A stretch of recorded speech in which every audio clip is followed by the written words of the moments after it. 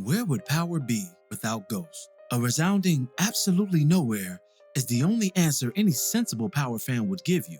Without sliding any contribution to the perfect television gumbo that was Power, Omari Hardwick's performance as James Ghost St. Patrick was so profound that it put his career, a network, and a sprawling criminal cinematic universe on the map. And so much so that even 10 years later, fans are clamoring for more iterations of Power via spin-offs and subsequent stories. But you wouldn't know that by listening to Omari's recent rhetoric, which isn't new by any stretch, but unquestionably more damning given the current storyline in Power Book 2 Ghost, the spin-off bearing his legendary character's name, which often teases a forthcoming return of the father with every sin committed by the son.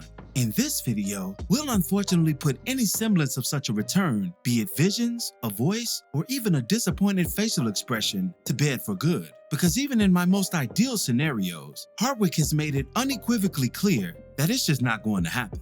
And maybe it's time that we start believing him. Before we begin, be sure to hit the like button, subscribe, and bell notification to immediately receive these videos. Also, big thank you to all of my channel donors. If you'd like to be the next one, drop $1 on that Cash App for us. And lastly, a spoiler alert is now in effect for all things Power. Here we go. In a recent appearance at the Tribeca Film Festival, hosted by Matt Barnes, Omari Hardwick was asked about his role and overall thoughts on his most noteworthy depiction to date, and the legacy of James Ghost St. Patrick. Seemingly conflicted by the spirits of empathy and annoyance, O had this to say. The reality is, man, I have so much empathy for the fans, bro. Because you were sold and told a story that did not continue, guys, in the way that it was sold and told to me that it would continue. So you have every right to be hitting me up at every airport, every bus stop. You have to ask me. Sometimes I'm like, damn, is Courtney fielding these questions today?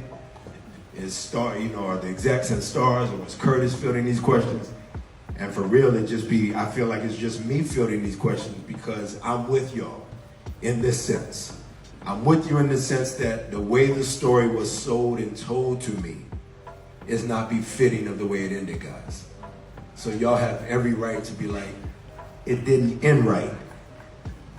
And because we don't honor our fans enough, we often forget that the fans are being sold and told a story that has a genesis, and that it has to end the way that it was sold and told to end.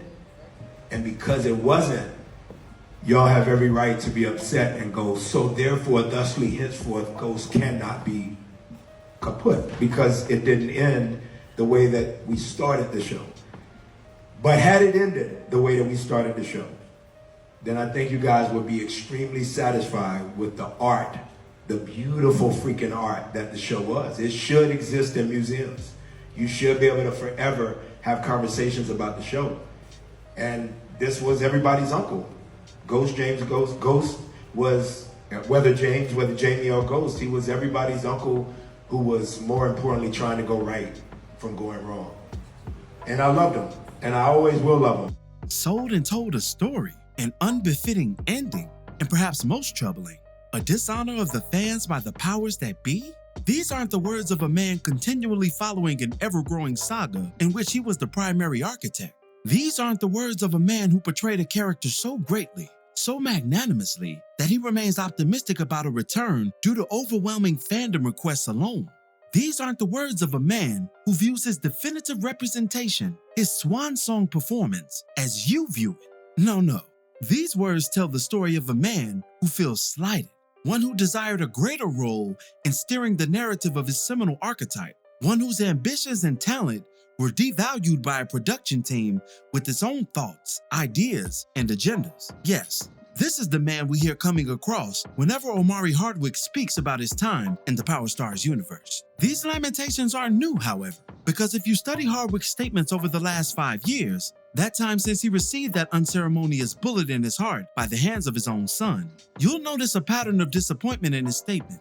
In a Page 6 article back in April of 2020, in the immediate months following the Ghost Man's demise, Hardwick revealed that he did not like the fact that his character met his demise by the hands of his son Tariq, stating that, at the end of the day, I was a strong black father figure that wanted the best for his family, especially his children and their future. I felt like my character should have been gone in season 7. I felt he was definitely a good father, but he wasn't so affectionate, but he was present enough. My character may have had bad sides, like many do, but he was present, even at his children's school.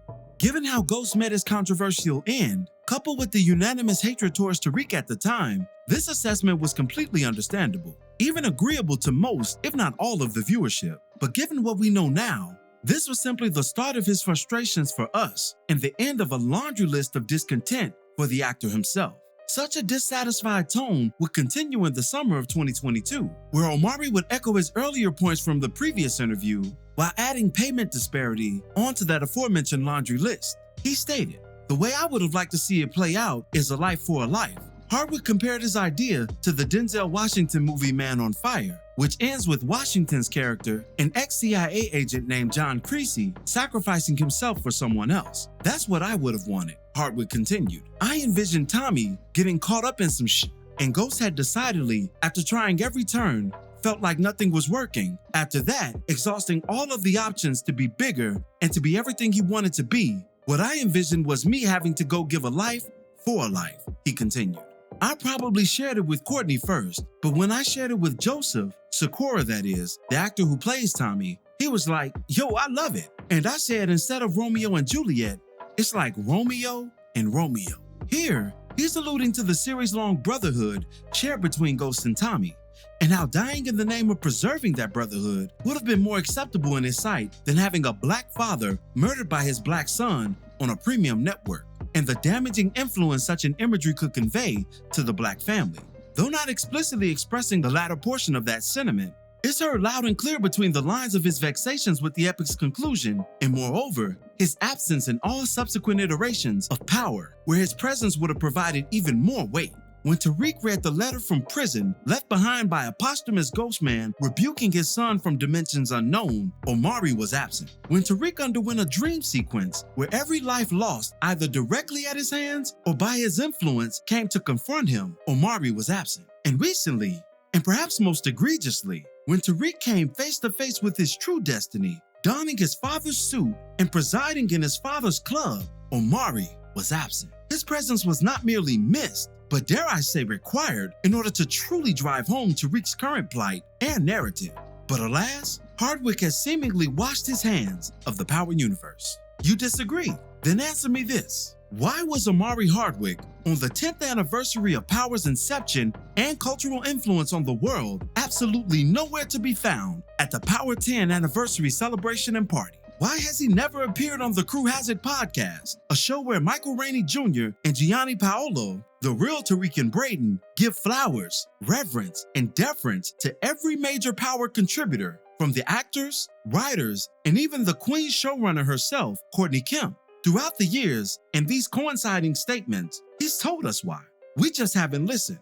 And even now, with the evidence as clear as day in our faces, we still refuse to listen. From the interviews and articles I've studied in preparation for this video, it comes across like Hardwick has a love-hate relationship with the character of Ghost. Certainly, his tone is appreciative to the opportunities and accolades the landmark role has garnered him.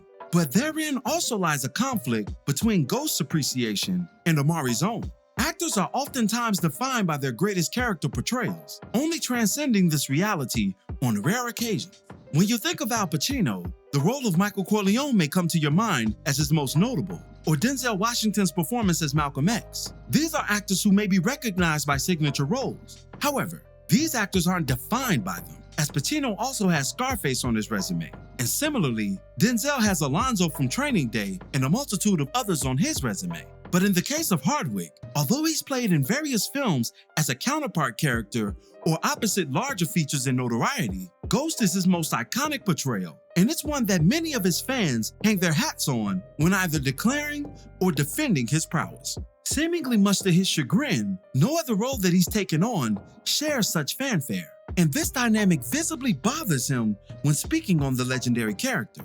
In fact, while speaking on John Bernthal's podcast titled Real Ones, who many would instantly recognize from Marvel's The Punisher series, but the realists know as Shane from The Walking Dead, Omari spoke on this character dynamic, stating the following: Because I didn't come into power in bigger stature, that show, if you will, made me. It didn't make me in my definition, but because it made me to other people's beliefs, they can feel a way if they don't feel like they're being given the credit. He later states in the same interview that, quote, I've learned that some people, because of our humility, think we don't know how gifted we are. Some people feel more in control when you come off like you didn't know you had the shit. When you don't come off that way, some people are really taken aback the day that you come off that way. I believe the day that I came off like I knew how gifted I was, everything changed. Not always for the better. No longer was I in control of the faculty of that which they put me in control of when they asked me to play quarterback. If you ask me to play quarterback, then you have to allow me to sometimes call the plays. Throughout this interview with John Bernthal, Omari alluded to jealousy, arrogance, and the lack of hands-on involvement in his character's direction and conclusion, including writing and production credits, as contributors to a bitter taste in his mouth left over from his time on the Power set. And on the former point regarding the Ghost character and Power as a series, quote-unquote, making him, Hardwick's final sentence comes to mind in his most recent addressing of the situation. But I just want y'all as fans to always remember, I played the guy, so I'm a little bit bigger than him. So it's better to follow me than a character. So now we see a clearer picture as to why there likely won't be another Ghost sighting in the Powerverse, at least not one played by Omari Hardwick. He's trying to transcend that character, to archive him on his list of thespian accomplishments, not merely be typecasted and defined by his most universally renowned / greatest work. If Ghost would have popped up as Ghost during those aforementioned Tariq segments, then Omari's intention in this effort would have been severely undermined by his own distinction. Even with all this that has been presented, many will staunchly maintain their opinion that Hardwick will soon return before Tariq's journey ends this September. They'll say that 50 Cent is a troll, and this open rebuke of Hardwick following his polarizing statements on the series is part of some larger ploy to keep us misdirected and in suspense for an internet-shattering conclusion where the Ghost Man is going to descend down from the heavens like Jesus and save his wayward son from a mess of his own making. And prior to these recent revelations, I would have been right there with you, as I've long maintained optimism of Ghost's anticipated return. The clues throughout the years have suggested as much. But just like a younger me learned that Santa Claus, the Tooth Fairy, and the Easter Bunny were merely figments of an overactive imagination, an adult me must accept that the legend of the Ghost Man resides permanently in the past, and the forthcoming Power origins in the future will depict only remnants of Omari Hardwick's greatness, but not Omari himself. But what are your thoughts on all of this? What did you think of Omari Hardwick's recent statements? And do you believe we'll get one more sighting of him before Tariq's journey comes to a close? Be sure to drop me your opinions in the comments below. As always, I thank you for watching today's video. If you liked today's video, go ahead and drop $1 on that Cash App for us, hit the like button, share it with your friends who are Power fans, and subscribe for more content such as this. This is Rudy P. Magic of Rudy P. Magic Beats, and have a blessed one until the next one. Peace, y'all.